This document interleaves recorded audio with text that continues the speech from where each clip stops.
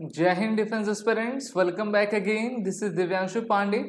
Financial action task force के द्वारा भारत को ये चेतावनी दी गई है कि इस्लामिक स्टेट भारत के जम्मू कश्मीर में ऑपरेट करना चाहता है और भारत की सुरक्षा व्यवस्था को डिस्टर्ब करना चाहता है। साथ ही साथ एफएटीएफ के द्वारा भारत को एफएटीएफ की लिस्ट में टॉप पायदान पर रखा गया है। तो चलिए जानेंगे कि ये सभी न्यूज़ भारत और भारत की सिक्योरिटी से किस प्रकार से संबंधित है।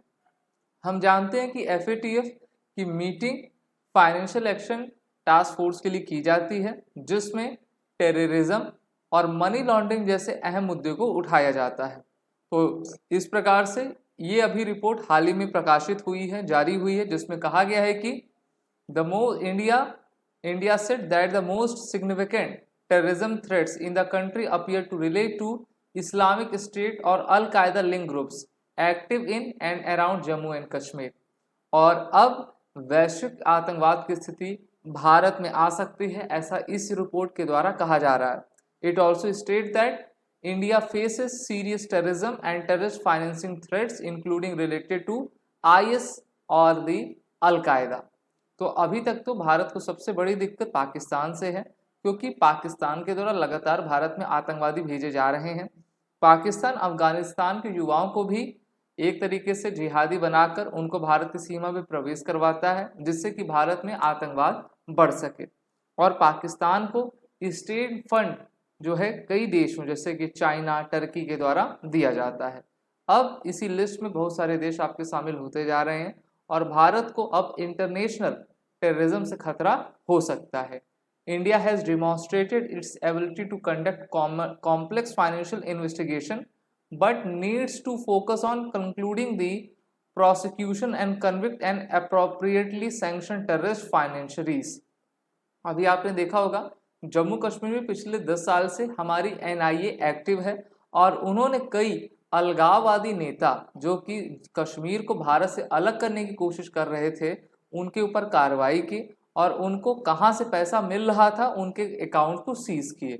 लेकिन अभी तक अपराधियों का कन्विक्शन नहीं हो पाया है, क्योंकि हम जानते हैं कि भारत में 3 करोड़ से अधिक जो मामले हैं वो न्यायालय में अभी पेंडिंग हैं। अकेले सुप्रीम कोर्ट में 80,000 से अधिक मामले आपके रुके हुए हैं, पेंडिंग है, जिस पर काम नहीं हो पा रहा है। इसका सबसे बड़ा कारण ये है कि हमारे पास उतना इंफ्रास्ट्रक्चर और ह्यूमन रिसोर्सेज नहीं है। तो इन सब रिपोर्ट में भारत को चेताया गया है कि आप कन्विक्शंस को जल्दी जल्दी कराइए, जिससे कि इन सभी को जो है आपका जेल के सलाखों के पीछे भेजा जा सके और इन पर एक प्रकार से इकोनॉमिक सिक्योरिटी को थ्रेटन करना, भारत में टेररिज्म लाने के लिए जो है इन सभी गतिविधियों में इनको आपका मुजरिम ठहराया जाए।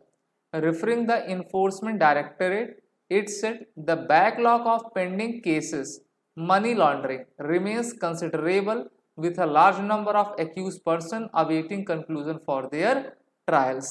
तो भारत में जिस प्रकार की न्याय व्यवस्था है, एक फिल्म आई थी सनी देओल की जिसमें कहा गया था तारीख पे तारीख, तो बस तारीख पे तारीख लगा करती है और इसी भारत की कमजोरी को जो है एफएटीएफ की रिपोर्ट में भी बताया गया है कि उतनी तेजी से प्रोसीजर आपका आगे नहीं चल पा रहा है।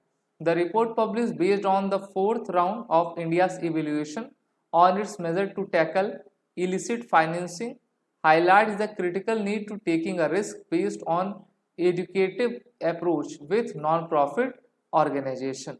तो एमनेस्टी इंटरनेशनल ने अपना इस स्टेटमेंट दिया है और भारत में बहुत सारे NGOs भी काम करते हैं और FCRA का कानून उनके ऊपर आपका प्रभावी रहा करता है। उसको लेकर भी बहुत सारे संगठन जो है काफ़ी भारत सरकार से नाराज चल रहे हैं, क्योंकि NGO की आड़ में शेल कंपनियों के माध्यम से फाइनेंसिंग टेररिज्म की फाइनेंसिंग भारत में करवाई जाती रही है, जिससे कि आपने देखा होगा कई बम ब्लास्ट हुए हैं, उसमें 1 लाख से अधिक भारतीयों की मृत्यु 1948 से लेकर अभी तक आपकी हुई है। तो इस कारण से ये जो तथ्य इसमें दिया गया है वो काफ़ी चिंताजनक है, जिस पर हमको ध्यान देना चाहिए और इस पर आगे कार्य करना चाहिए। आगे इसमें कहा गया है कि the FATF has loaded India's effort to implement measures to tackle illicit financing, including money laundering and terror funding, briefing media person in new Delhi. तो देखिए भारत की सराहना भी की गई कि भारत ने जिस प्रकार से मनी लॉन्ड्रिंग और टेररिज्म फंडिंग को रोका है और ऐसे लोगों के ऊपर कार्रवाई की है, वो सराहनीय है। इस कारण से भारत को एक अच्छी रैंकिंग इसमें आपकी दी गई है। अभी हाल ही में एक joint assessment FATF APG EAG का कंडक्ट हुआ, जिसमें ये कहा गया कि anti money laundering and counter terrorist financing framework that is achieving good result, authorities make good use of finance intelligence and cooperate effectively with domestically and the internationally। तो भारत लगातार सभी एजेंसियों के साथ मिलकर कार्य कर रहा है। अब आपके एग्जाम से भी रिलेटेड ये टॉपिक काफी इंपॉर्टेंट है, क्योंकि FATF से क्वेश्चंस लगातार एग्जाम में पूछे जा रहे हैं। FATF का full form financial action task force है। इसका गठन 1989 में करवाया गया था। The FATF plenary is the decision making body of the FATF, और ये साल में 3 बार आपकी मीटिंग किया करते हैं। FATF में अभी कुल 39 मेंबर्स हैं, जिसमें यूरोपियन यूनियन भी आपका और साथ ही साथ गल्फ कोऑपरेशन काउंसिल इसमें शामिल है। FATF का सेक्रेटेरिएट OECD हेडक्वार्टर फ्रांस की कैपिटल पेरिस में लोकेटेड है।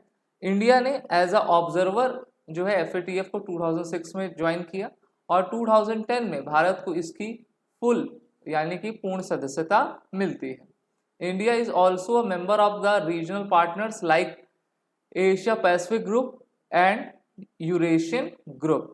Indonesia is only observer country of the FATF, और आने वाले वर्षों में इंडोनेशिया को भी परमानेंट मेंबरशिप दी जा सकती है। FATF plenary meets triennially February, January and the October to take stock of mutual evaluation reports, जिसमें सभी कंट्रीज का रिव्यू आपका किया जाता है। FATF में मेनली 2 लिस्ट होती हैं, एक को ग्रे लिस्ट कहते हैं, दूसरी ब्लैक लिस्ट होती है। ग्रे क्या होता है?